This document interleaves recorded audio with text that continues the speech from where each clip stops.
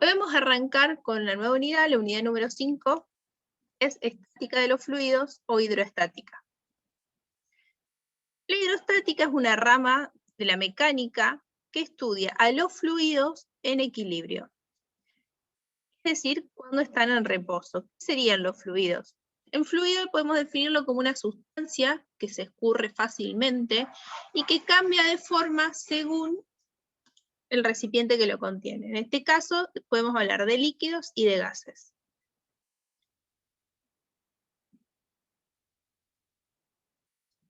Para el estudio de la hidrostática es importante recordar los conceptos de presión y densidad. Nosotros vamos a hablar, la mayoría vamos a trabajar con líquidos y van a estar contenidos. No va a haber movimiento, sino que simplemente van a estar quietos. Cuando están quietos vamos a tener dos medidas importantes, la presión y la densidad.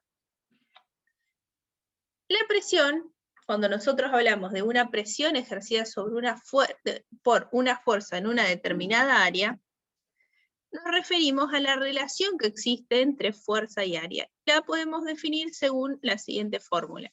Presión es igual a fuerza sobre área. El valor de la presión no solo va a depender de la fuerza ejercida, sino también del área en la que se distribuye. Entonces, una misma fuerza puede producir distintas presiones dependiendo del área a donde se aplique. Área es lo mismo que superficie. Podríamos obtener grandes presiones con fuerzas no muy grandes si estas se aplican en superficies pequeñas. Es lo que pasa, por ejemplo, en un cuchillo o en un clavo, en donde es un filo, ¿sí? Una superficie súper finita. Nosotros ejercemos la fuerza y esto genera mucha presión y por lo tanto puede generar el corte o clavarse en una madera. ¿Cuáles son las unidades de presión? Trabajando con el sistema internacional, vamos a trabajar en newton sobre metros cuadrados, que es lo mismo que el pascal. Sin embargo, vamos a ver que muchos ejercicios los tenemos, los van a dar las presiones en otras unidades. Una atmósfera, en milímetros de mercurio, en tornos. Entonces, esta tablita la tienen también en el PDF. La tienen que tener a mano para cuando hacen los pasajes de término. Equivalencias de unidades, perdón. La segunda magnitud importante es la densidad. Y es la relación entre la masa y el volumen de un cuerpo. Ustedes deben estar acostumbrados en la parte de química, pero deben trabajar bastante con densidad, así que no deberíamos tener inconvenientes. Densidad lo expresamos en gramos sobre centímetros cúbicos o kilogramos sobre metros cúbicos. Ahí también tenemos una tablita con los valores más usados.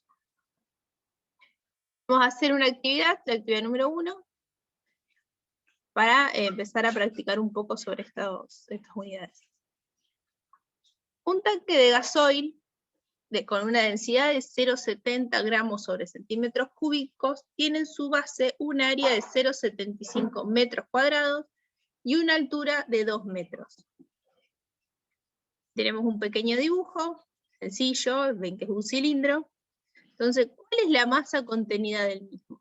¿Cuál es como yo tengo la densidad y la densidad es la magnitud que relaciona masa y volumen, lo puedo obtener ahí entonces a la masa. Lo que tengo que averiguar primero es el volumen del cilindro. Despejo la masa y el volumen del tanque es área por altura. El área, como es un círculo, ¿sí? Tendríamos que, si supiéramos el radio, averiguar a través del radio. En este caso, el ejercicio ya nos lo da resuelto, digamos, es de 0,75 metros cuadrados, ya tenemos el valor del área. Esto por los 2 metros de altura nos da que el volumen del tanque es de 1,5 metros cúbicos. Mi densidad está en gramos sobre centímetros cuadrados, mientras que el volumen lo tengo en metros cúbicos, entonces los tengo que unificar. Para eso, a la densidad la voy a multiplicar por la equivalencia entre centímetros cúbicos y metros cúbicos. 1 metro cúbico es igual a 1.000.000 de centímetros cúbicos. Y hago lo mismo para sacarle el gramo, entonces multiplico por 1 kilogramo sobre 1000 gramos, esto me da 700 kilogramos sobre metros cúbicos. Fíjense, y esto tomen en nota, si yo tomo esto directamente al multiplicarlo por 1000, voy a obtener los 7000 kilogramos, ¿sí? Y así es el pasaje más rápido. Estos ceros se van a ir con estos ceros y ahí me quedan los 1000.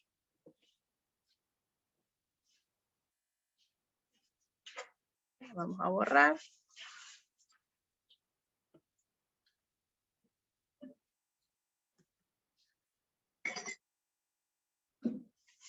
Entonces, volvemos a la fórmula de arriba y vamos a multiplicar estos dos valores, los 700 kilogramos por metros cúbicos por el 1,5 metros cúbicos, el volumen del tanque. Esto me da 1050 kilogramos. Esa es la masa de gasoil contenida en el tanque. Ahora, ¿cuál es la presión ejercida por el gasoil en el fondo del tanque? Cuando hablamos de la presión ejercida, en este caso vamos a usar como fuerza el peso del líquido. Entonces, sabiendo el área y conociendo la masa, lo que vamos a hacer es buscar el peso y dividirlo sobre el área y ahí obtener la presión. Tenemos 1050 kilogramos por 9,8 metros por segundo al cuadrado sobre 0,75 metros cuadrados. Esto nos da que la presión es de 13.720 pascales.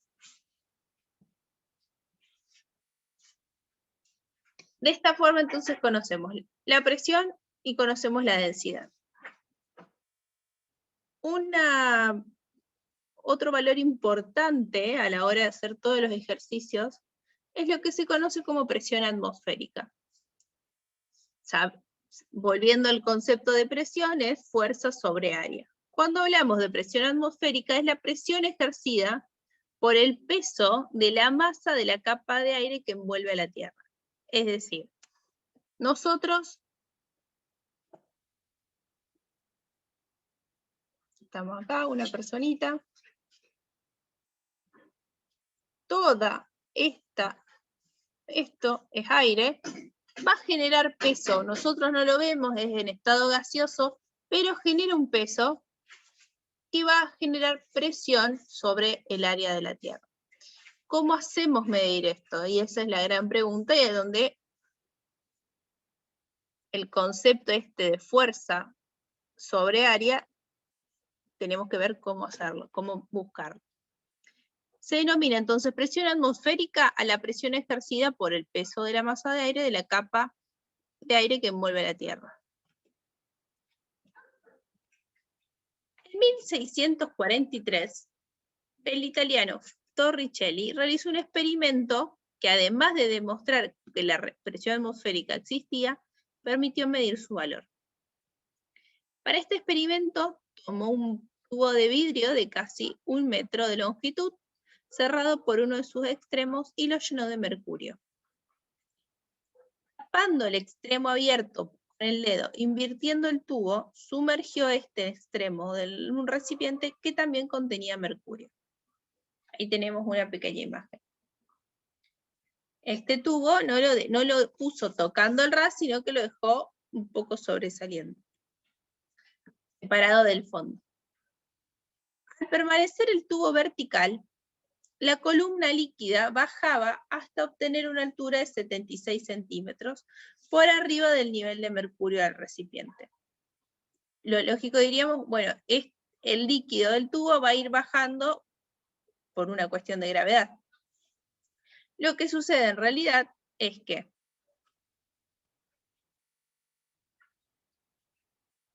la presión ejercida por la columna de aire, ¿sí?, generaba la misma presión que la columna de mercurio, de forma que este líquido hacía fuerza hacia arriba y quedaban equilibrados.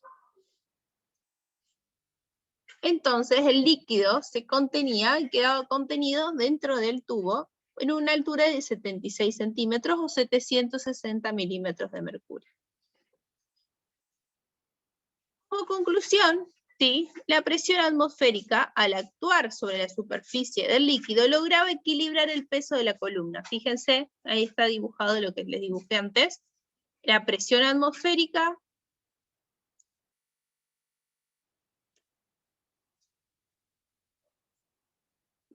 ejerce presión en todo el líquido que está abierto y va a generar una presión que se va a equilibrar a la presión ejercida por el peso de esta columna.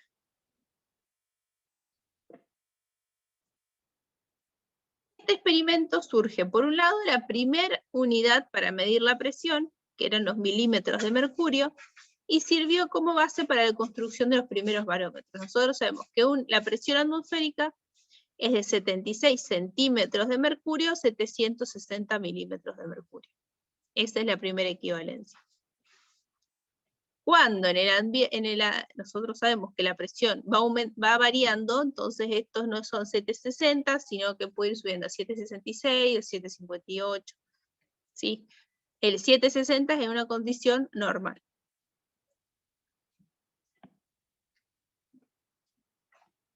Relacionado con esto, fíjense que hablábamos del peso de la columna.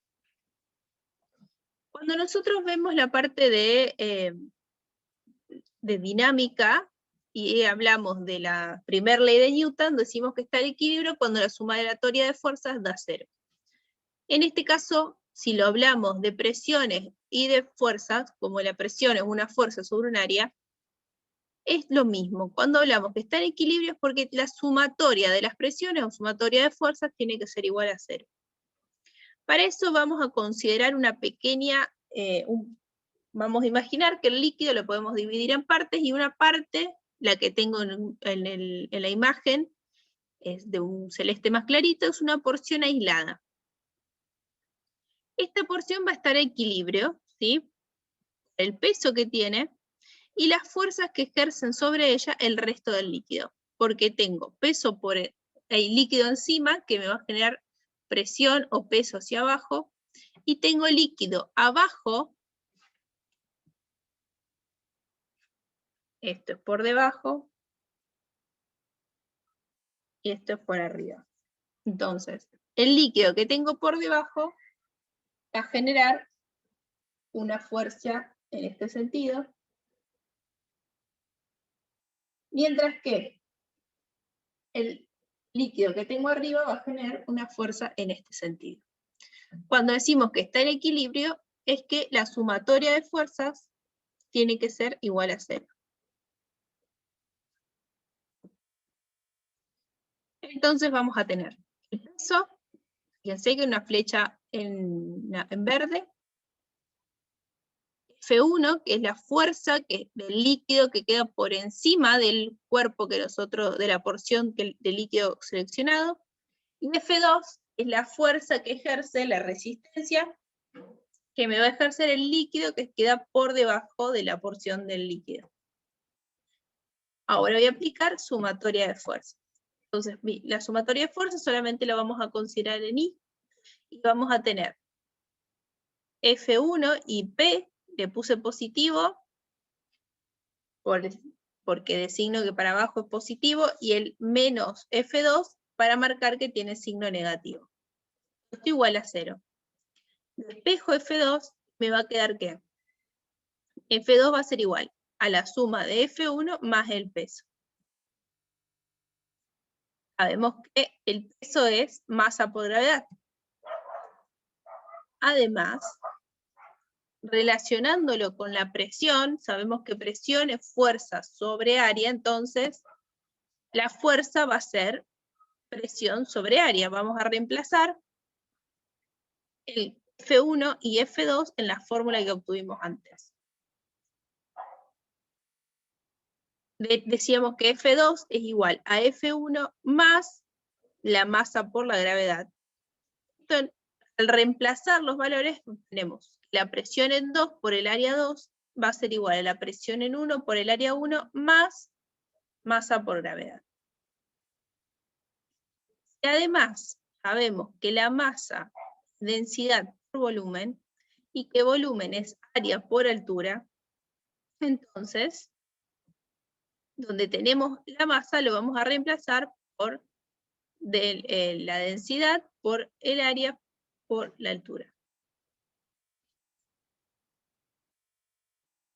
Como A1 igual a A2 igual a, eliminamos las tres variables del área y nos queda que la presión en el punto 2 va a ser igual a la presión en el punto 1 más la densidad por la altura por G. Esta la vamos a conocer como la ecuación fundamental de la hidrostática y nos dice que, dado un punto, vamos a poner acá el punto, este es mi punto 2, la presión en el punto 2 va a ser igual a la presión en el punto 1 más la densidad por H por G, que es en realidad el peso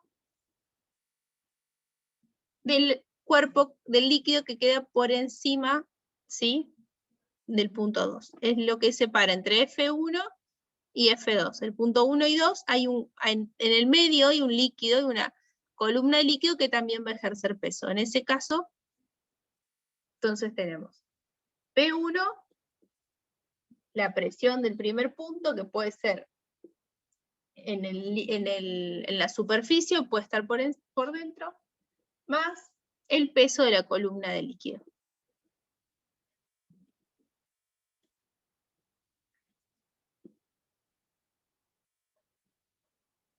Esta es la primera ecuación que tienen que anotarse para la ecuación fundamental de la hidrostática para toda la unidad. Si suponemos que uno de los puntos se encuentra en la superficie del líquido y otro está a una profundidad h, vamos a decir que la presión 1 es la presión atmosférica y que la otra es la profundidad h. Entonces P2 va a ser igual a la presión atmosférica más la densidad por altura por la gravedad. Si observamos la ecuación podemos sacar algunas conclusiones. Primero, H va a ser igual a 0 metros si, entonces si H es igual a 0 metros, la presión va a ser igual a la presión atmosférica. A medida que H va aumentando, así que vamos cada vez más abajo, nos vamos sumergiendo y la presión va aumentando de manera lineal con H. Entonces, a mayor presión, a mayor profundidad, mayor presión. La presión en un punto, la presión en un punto del líquido consta de dos partes. La presión ejercida por la superficie, lo que decíamos antes, presión en 1, y la presión originada por el peso del fluido que se encuentra por arriba del punto. En este caso, el punto 2. Entonces, entre el punto 1 y 2 hay líquido y me va a ejercer el peso. Por último, como la presión ejercida por el líquido está dada por ρ por h por g, entonces la presión de un punto situado en la misma cota horizontal será la misma. Es decir, nosotros tenemos esta línea horizontal. Este punto va a tener la misma presión que este punto y que este punto. Entonces, como cuando veíamos el tiro...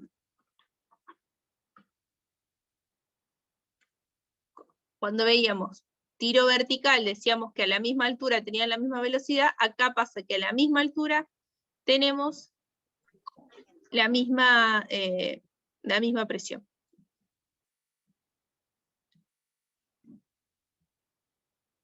Vamos a ver si pueden resolver esto. Entonces, la actividad número 2. Un aljibe de 10 metros de profundidad está lleno de agua. ¿Cuál es la presión en el fondo debida únicamente al peso del agua?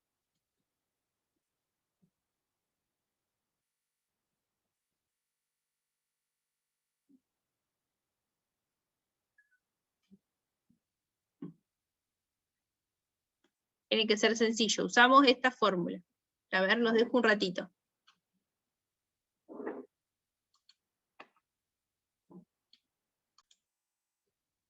Bueno, vamos a ver.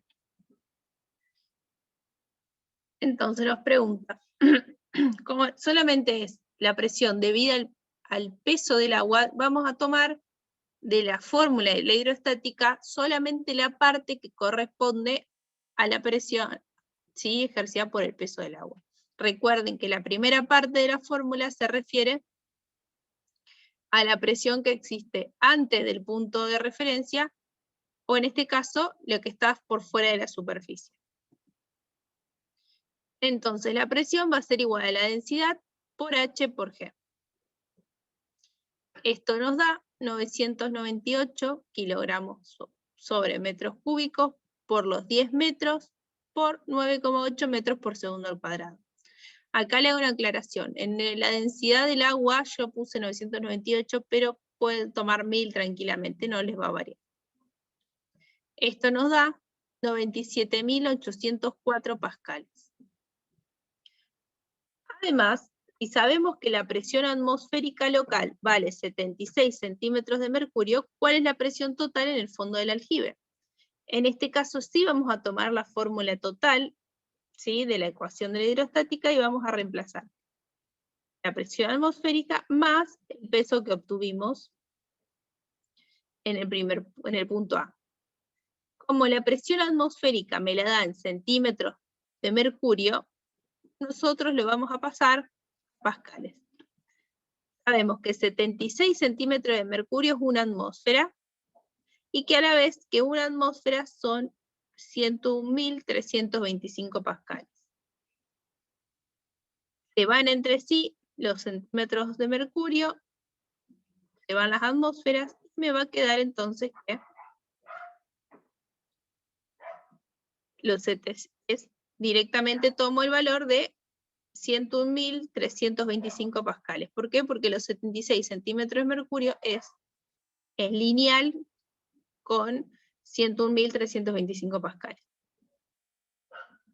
A eso le sumo los 97.804 pascales y obtengo, entonces, el valor final es 199.129 pascales. O, si lo tenemos que pasar a kilopascales, 199 kilopascales.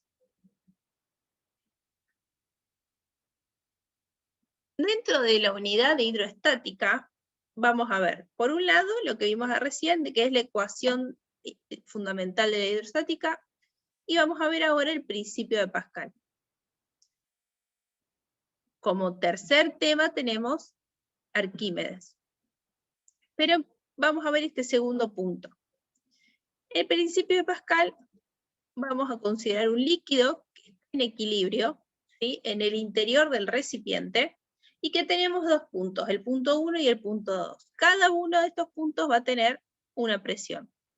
Fíjense que este recipiente está cerrado, no está abierto como el anterior, por lo tanto no vamos a tener la presión atmosférica. Vamos a tener directamente la presión en el punto 1, que es justo debajo de la subtel de la tapa. Recordando la ecuación general de la hidrostática, sabemos que la presión en 2 va a ser igual a la presión en 1 más ρ por H por G. Si nosotros ejercemos una fuerza en esta tapa, va a generar una presión. Vamos a generar un aumento de presión en P1. Entonces, al aumentar P1, va a aumentar P2, ¿sí?, por la ecuación de la hidrostática. Entonces, P2 más el delta de presiones va a ser igual al delta a P1 más el delta de presiones más ρ por H por G. Esto quiere decir que la presión aplicada en un punto de un líquido se transmite por igual en todas direcciones. Nosotros ejercemos presión y si abría un orificio saldría con esa misma presión el líquido. El principio Pascal nos dice que el incremento de presión en un punto, en un líquido en equilibrio, se transmite integralmente a todos los puntos de dicho líquido. La aplicación directa de este principio es las prensas hidráulicas o los gatos hidráulicos, en el cual nosotros, al hacer fuerza en un émbolo, una fuerza grande en un émbolo chiquito nos va a ayudar a que se ejerza una fuerza más grande todavía. La máquina de la figura consta de 2 recipientes cilíndricos, comunicados que contienen un líquido, por ejemplo el aceite. Si ejercemos una fuerza F1 en el pistón del cilindro más pequeño, vamos a provocar un aumento de presión en el líquido que va a hacer subir F2. Vamos a tener entonces un delta de presiones igual a F1 sobre A1. Este líquido, esta presión se va a transmitir en todos los puntos del líquido, produciendo una fuerza F2 en el pistón de área A2 mayor que A1. Fíjense, tenemos con liñita de punto cómo se va transmitiendo la presión. Entonces ahí vamos a tener un nuevo delta de presiones en el que F2 sobre A2 me va a ser igual, y los delta de presiones de delta P1 va a ser igual a delta P2. Entonces, si decimos que los delta de presiones son iguales, también van a ser igual esta relación de F1 sobre A1 es igual a F2 sobre A2. Esta formulita, ¿sí?, es súper sencilla, es un principio súper básico, pero que no lo tenemos en cuenta muchas veces a la hora de hacer los ejercicios. Entonces, remárquensela y acuérdense de los ejercicios que vienen de los pistones. Hacemos nada de esta relación directa, simplemente despejamos cuál es nuestra incógnita. En este caso, F2. F2 va a ser igual a A2 sobre A1 por F1. Y eso me va a dar el valor de mi fuerza. Entonces vemos que si el área A2 es mucho mayor que A1, la fuerza F2 será mucho mayor que F1. Entonces, usando este principio, podemos hacer una fuerza muy pequeña y llegar a levantar un auto. Es lo que hacemos con los gatos hidráulicos, justamente.